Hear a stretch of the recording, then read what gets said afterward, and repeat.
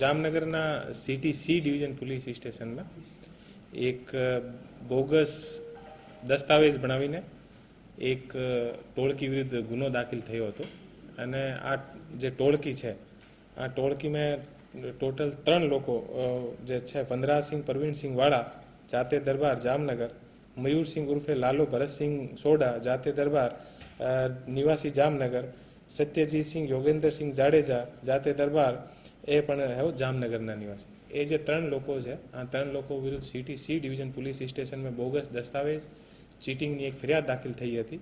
આમાં જે city C ડિવિઝનમાં જે ફરિયાદ દાખલ થઈ છે આ બીએનએસની કલમ 316 2, 316 5, 318 4, 336 2, 336 3 અને 338 અને 341 1, 341 2, 341 1 અને 341 3 અને 341 4 અને 61 મુજબનો એક ગુનો દાખલ થયો.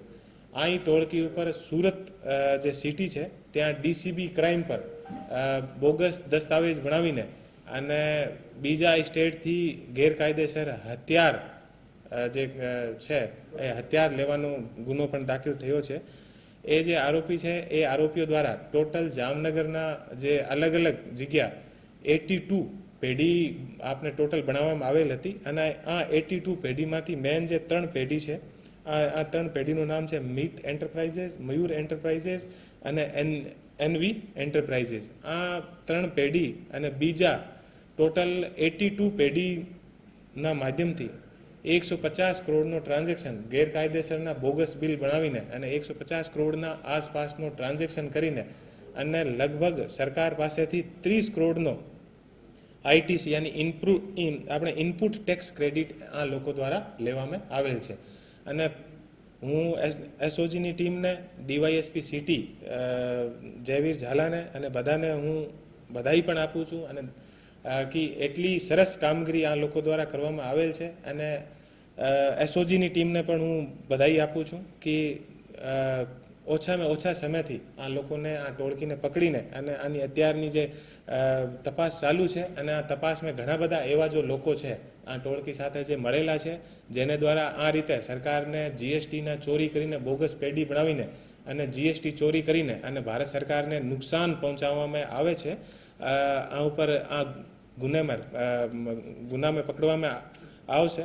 અત્યારે આને ઘરની જે તપાસ કરી છે અમે આ લોકો પાસેથી ઘણી બધી બીજા લોકોને નામની એ લોકો સિમ યુઝ કરે છે. બીજા લોકો પાસેથી એ લોકો આના કાર્ડ અને આના જે બેંક એકાઉન્ટ યુઝ કરીને અને આને નામથી એ લોકો પેઢી બનાવે છે અને આ લોકોને 10,000 15,000 રૂપિયા કિરાયો આપે છે. પછી આની જે પેઢી હોય એ પેઢીને એ લોકો બંધ કરીને અને ત્યાંથી ભાગી જાય. એ જે બધા ગુનેગાર છે આનો જે હિસ્ટ્રી છે આ પણ આની ક્રિમિનલ હિસ્ટ્રી છે. જે આરોપી મયુરસિંહ ઉર્ફે લાલો ભરતસિંહ જે સોડા છે આને વિરુદ્ધ ટોટલ 7 ગુના દાખલ થયેલા છે.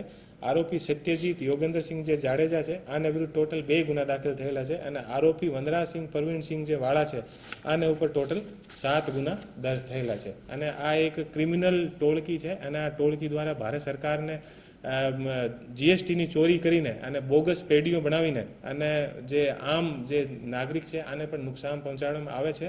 અને આ જે ટોળકી છે આ ટોળકી દ્વારા ઘણી વખત દાદાગીરી અને બીજો જે શહેરમાં જે નાના મોટા જે ફરિયાદી હોય છે આ ફરિયાદીને પણ ઘણી વખત ડરાવવામાં પણ આવે છે. એટલા માટે અત્યારે જે બીજા ફરિયાદી છે એ પણ પોલીસથી સંપર્ક જે અમે લોકો કોશિશ કરી છે કે કોઈને એવી રીતે એ લોકો જે બીવડાવે છે તો ફરિયાદી પણ આના સામે આવવામાંથી બીવડે છે અને આને બીજી પોતાની બીજી પ્રકારની ઓળખ આપીને અને બીજા રીતેથી પણ લોકોને હેરાન કરતા હોય છે. તો આ ઉપર પોલીસ દ્વારા કડક કાર્યવાહી કરવા. એ લોકો છેલ્લા 3-4 વર્ષથી એક્ટિવ છે અને આ લોકો દ્વારા ઘણી બધી પોતાના જે સોશિયલ મીડિયા હોય બીજી જગ્યા હોય આ રીતે ગેરકાયદેસર કામ કરીને પૈસા કમાવીને અને પોતાની જે લક્ઝરી લાઈફ છે લાઈફ સ્ટાઇલ પણ લોકોને બતાવીને અને લોકોને છેતરવાની કોશિશ કરે છે. લોકો પાસેથી પૈસા લઈને અને આ પૈસાને ગેરકાયદેસર પોતાની પેઢીમાં નાખીને અને બીજા કરીને અને પછી એ લોકો ઇનપુટ લે અને ઇનપુટ લેયા પછી પણ એ ઘણી વખત લોકો સાથે આના જે પૈસા લે એ પૈસા પણ પરત નથી આપતા. તો આ રીતે એક બધી આખી આ ટોળકી ચાલે. એ લોકો આની ટોટલ અમે જે ઝડપી તપાસ કરી છે. તો ઝડપી તપાસમાં ત્યાં આની જે ઓફિસ ત્યાંથી 82 આપને ટોટલ રબર સ્ટામ્પ આના મળ્યા છે અલગ અલગ પેઢીના નામના. તો ટોટલ 82 પેઢી એ લોકો બનાવેલી છે અને આના બધા બોગસ બિલ બનાવીને અને આનો જે બધો છે ટર્નઓવર બતાવે અને ટર્નઓવર બતાવીને અને ગવર્મેન્ટ ઓફ ઇન્ડિયા પાસેથી એ લોકો આપણે આઈટીસી યાની ઇનપુટ ટેક્સ ક્રેડિટ એ લોકો મેળવે.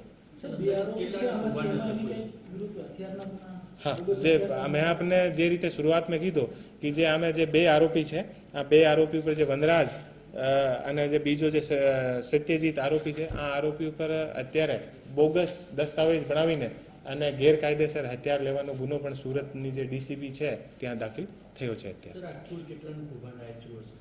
અમે અત્યાર સુધી અમારું જે અત્યાર સુધીનો ઇન્વેસ્ટિગેશન છે આમે 150 કરોડનો ટર્નઓવર અમારે સામે આવ્યો છે. આમાંથી 30 કરોડની આસપાસનો એ લોકો ઇનપુટ જે ક્રેડિટ છે આ પણ લીધો છે અને અત્યારે આની જે 82 જે પેઢી છે આ પેઢીની પણ અમે લોકો બધાને સર્ચ કરી રહ્યા છીએ. બધાની અમે ડાટા માંગ્યા છે. અમે ઘણો મોટો કૌભાંડ બહાર આવે એવી શક્યતા છે અને એ લોકો કઈ આંગળીયા થ્રુ યા કઈ રીતે બીજા યા કોણ લોકો આના જે પૈસા છે એ પેઢીમાં જઈને અને આગળ કોણ લોકો આના પૈસા ઉપાડ્યા છે એ બધા અમારે જે છે એ નજરમાં છે અને આના ઉપર પણ આગળની કાર્યવાહી થશે. જેના એકાઉન્ટમાં પૈસા ગયા છે, જે પૈસા ઉપાડ્યા છે અને જે રીતે બધું ટ્રાન્ઝેક્શન થયો છે અમે બેંકથી સંપર્કમાં છીએ અને એ બધા અમે જે આના લાભાર્થી છે બધા અમે એ જે ગુના એ બોગસ બિલ બનાવીને અને આનો ઇનપુટ આપણે એ લોકો જનરેટ એ મેનલી જે આપણે જીઆઈડીસી છે આ જીઆઈડીસીમાં જે બ્રાસ ઇન્ડસ્ટ્રીમાં જે એ ખોટા જે બિલ હોય આ રીતના એ લોકો જે સ્ક્રેપના અને બીજા બધા એ લોકો બિલ બતાવે. અત્યારે અમારી તપાસ ચાલુ છે અને આની જે બધી જે આની ઓફિસ છે અને બીજી બધી જગ્યા છે આ જગ્યા એ લોકોની જે ઝડપી લેવાના છીએ અમે ત્યાંથી શું આના ડોક્યુમેન્ટ અત્યારે એ જે સિમ યુઝ કરતા હતા બધા અલગ અલગ બેંક એકાઉન્ટમાં અત્યારની જે ઝડપી તપાસમાં સિમ અને બધી એ વસ્તુ મળી છે. અને આવા મુદ્દામાલ આની જે એક સ્કોર્પિયો ગાડી મોબાઈલ કરીને અને ટોટલ 15 લાખનો મુદ્દામાલ પણ અમે રિકવર કર્યો છે. ખાસ કરીને જીએસટી વિભાગ છે આઈટી વિભાગની તપાસને અમે બધા વિભાગને સૂચિત કરી દીધા છે.